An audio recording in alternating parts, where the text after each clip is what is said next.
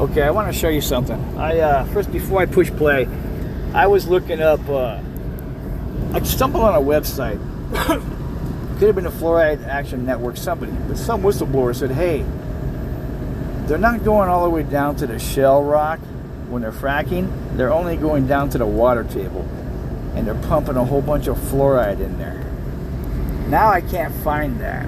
Okay, it's been scrubbed from the internet. But also I found some chemistry stuff where they got to it. They watch me and several other people.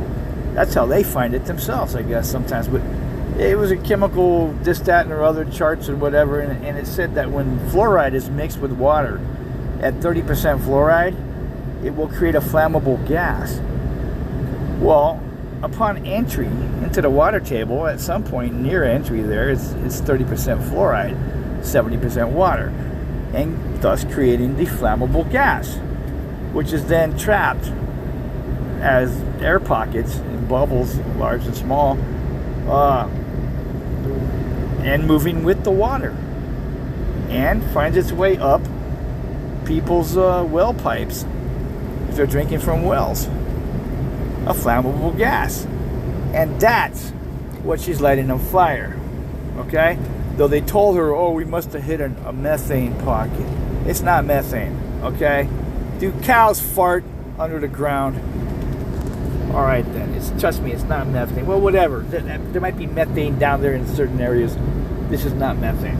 So watch what she's doing, because they told her it was methane. I can often hold a standard kitchen match to my water, and like I said, it is unpredictable, but the methane randomly travels with the water, and sometimes it will light quite spectacularly.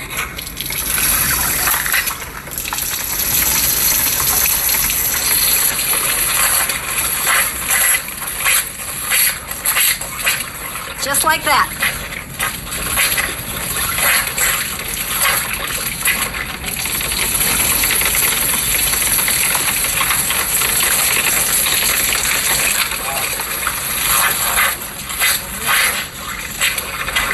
Now, Chesapeake is going to say, well, there's natural occurring methane in the wells already. What do you have? What's your reply to a comment like that? My reply is that their post-fracking test, their own, the methane tested 0.01 milligrams per liter. And who tested the methane? They control everything. You don't have your own lab where you test that stuff. It's not methane. Since July of 2010, it has tested as high as 64 milligrams. So obviously something has changed. It's fluoride.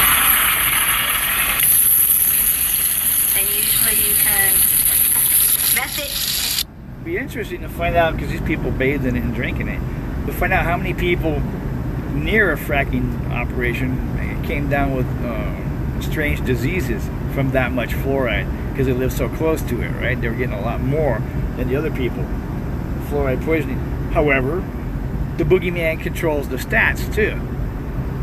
So you're not going to know how many, just like you don't, okay, hospitals are the third leading cause of death in the USA. I remember reading the first article about that 20 years ago. And then it came out, 16 years later, it was still the fact. And I'm like, well, if it was an accident, they would have fixed it the second year or the third year, don't you think? So it's no accident. Okay?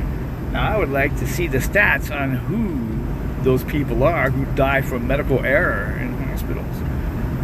What age group, what sex group, and what race. Okay? Because I drive a truck all over the country. And I go in warehouses all over the country with my truck. I go to truck stops all over the country with my truck. There's an element missing from my country, and it's the white male. Okay? There are very few of us now, which is very strange. Where did we go? I'll leave it at that. If you take this down for that, it's proof that I'm right. Otherwise, it'd just be harmless nonsense. And you say, look at that guy. What a clown. If you take it down, it's because I'm telling the truth.